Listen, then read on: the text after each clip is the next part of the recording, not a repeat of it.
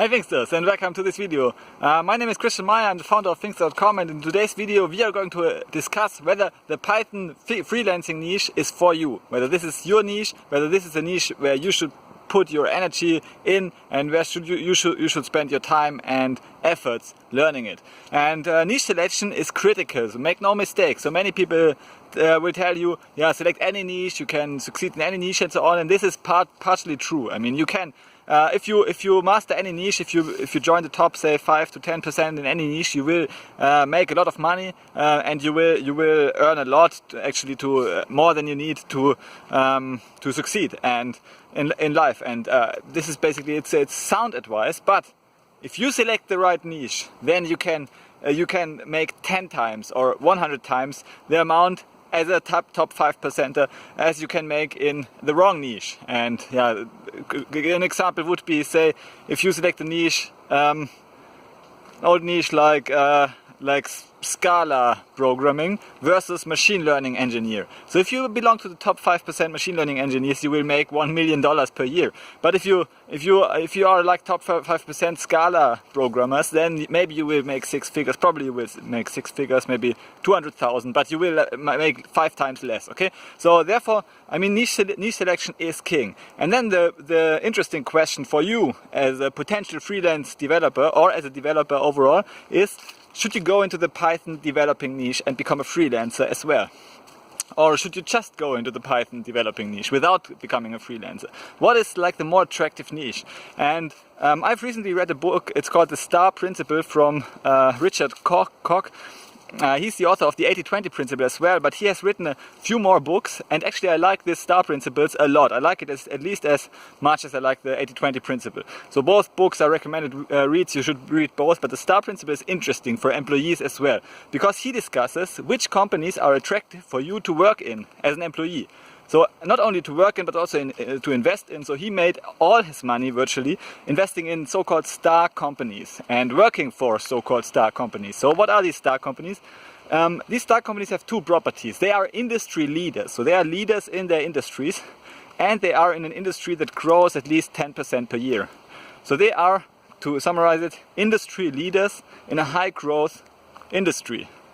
Yeah, so this combination is very, very attractive, because if they are industry leaders, then they will have high profit margins, they will earn a lot of cash, and they will have a lot of cash to reinvest, and they will enjoy all the benefits that comes from being the largest player in a niche, which is like network effects and higher investments, higher attract. So the rich get richer. I mean, you have these network effects in the internet. You have it everywhere, yeah, in money. So if you are the industry leader, you have this company is like, it's pretty sure the likelihood of success is maximum for industry leaders. And then you are not only industry leader, but you are leader in an industry that grows by 10% per year. So overall you have this double compounding effect of being the industry leader and being in an industry that grows by 10% or more each year. And Richard Koch said that virtually all the value that was created by companies in the last 200 years, virtually all the value was created by these star businesses. Like Google was a star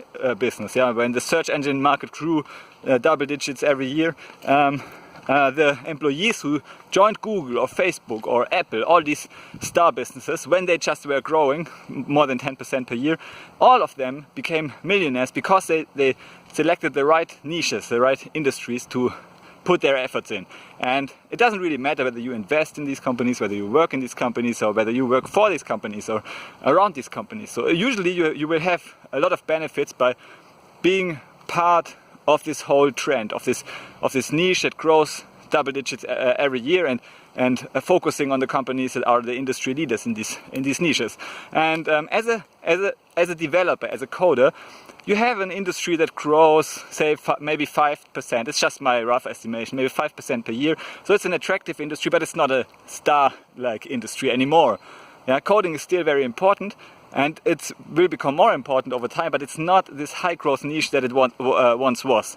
But freelancing is. Freelancing, so the largest freelancing platforms, Upwork and Fiverr, they grow double digits every year. So this combination, so if you decided to be a freelancer, you are in this high growth environment. And if you focus your freelancing efforts on, say, Upwork or Fiverr, which are the two industry leaders, then you have a good chance of participating on the growth of these platforms, on the proliferation of these platforms, and of these industry leaders in high growth industries. And then also combining it with Python, which is the fastest growing programming language in the universe, you have a very, very high growth niche, and it's like a very good idea today, these days in 2020, and to the next few years this will be relevant, maybe the next decades this will be relevant. We will have a growth of the freelancing market, and freelancing will become more and more important for the organization of overall world's talent. So if you want to participate in this freelancing niche,